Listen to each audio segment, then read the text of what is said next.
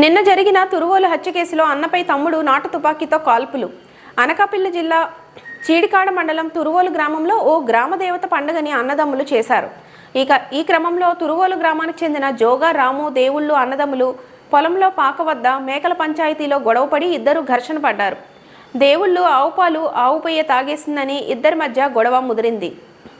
ఒకరి అంతు ఒకరు చూస్తామని వాదించుకున్నారు. ఇంతలో పాకలో ఉన్న నాటు తుపాకీతో తమ్ముడు దేవుళ్ళు అన్నపై కాల్పులు జరిపాడు. తుపాకీ తూటాలు నడుం భాగంలో దూసుకుపోవడంతో కుప్పకూలిపోయాడు. కొన ఊపిరితో ఉన్న రామును స్థానికులు పొలంలో నుంచి ఊర్లోకి తీసుకొచ్చి ఆసుపత్రికి తరలిస్తుండగా మార్గ మధ్యంలో మృతి చెందాడు. సమాచారం అందుకున్న K Kotapadu CI Paidipi Naidu, in-charge SI Narayana Rao ఘటనా స్థలానికి చేరుకొని కేసు నమోదు చేసి దర్యాప్తు చేస్తున్నారు.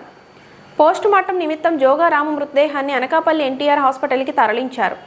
పరారీలో ఉన్న జోగా దేవుళ్ళు ఆటో స్టాండ్లో పట్టుబడ్డాడు. సిఐ పైడిపి నాయుడు నియోజకవర్గంలో లైసెన్స్ లేని నాటు తుపాకులు వారం రోజుల్లో స్టేషన్కి అప్పగిస్తే కౌన్సిలింగ్ ఇచ్చి పంపిస్తామని, లేని ఎడల మా ఎంక్వైరీలో లైసెన్స్ లేని గన్నెలు వాడితే కేసులు పెట్టి జైలుకు పంపిస్తామని హెచ్చరించారు. పక్కా చర్య తీసుకుంటామండి. దీని మీద ఈ కేసులో 2 సెక్షన్లు వేయడం జరిగింది. పాత సెక్షన్లో 302 ఒకటి వేసాము ఐపీసీ, అలాగే అది బిఎన్ఎస్ యాక్ట్లో 103 కింద వస్తుంది. అలాగే ఆర్మ్స్ కూడా విత్ లైసెన్సు ఏం ఆథరైజేషన్ లేకుండా ఉన్నాడు కాబట్టి ఆర్మ్స్ యాక్ట్ 25A అలాగే 27(3) రిజిస్టర్ చేయడం జరిగింది. పక్క రిమైండ్ పంపిస్తాము, బెయిల్ రాకుండా చూస్తాము. ఆ ముద్దాయి మీద ఏం లేవు. యాక్చువల్గా ఇదేంటంటే ఒక రకంగా క్షణికావేశంలో జరిగిందో తప్పించి ఒక ప్రీ ప్లాన్ కానీ లేకపోతే ఇంకా పాత కక్షలు కానీ ఏం లేవు. ఇద్దరు బ్రదర్స్ ఒకరికొకరు చాలా అన్యూయంగా బతుకుతున్నారు ఊళ్ళో. వాడు అసలు ఒక రకంగా అయితే మాకు ముందు సహకరించలేదు కంప్లైంట్ ఇవ్వడానికి కూడాను.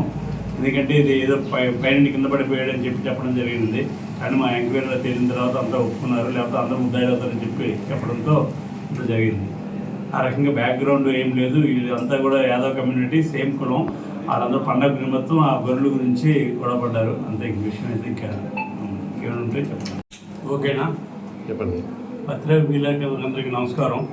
నిన్న మీ అందరికీ తెలిసిన విషయమే. యాక్చువల్గా తొరవల్లి విలేజ్లో సుమారుగా మాకు రాబడిన సమాచారం ప్రకారం నిన్న సాయంకాలం 6 గంటలకి ఇద్దరు అన్నదమ్ములు జోగు రాము అలాగే జోగు దేవుళ్ళు ఇద్దరు కూడాను కళ్ళంలో యాక్చువల్గా మేకల గోటి కోసం అలాగే ఆవును కొడుతున్నాడని విషయంలో గొడవపడి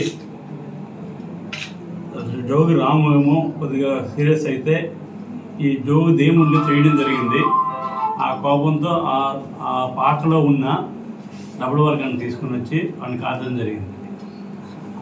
అప్పుడు ఏం జరిగిందంటే వాడిని ఇమీడియట్గా అక్కడే కొడుకున్నారు, మిగతా విలేజెస్ ఉన్నారు, వాళ్ళందరూ కూడా ట్రై చేశారు హాస్పిటల్ తీసుకెళ్ళడానికి. మార్గం చనిపోయాడు.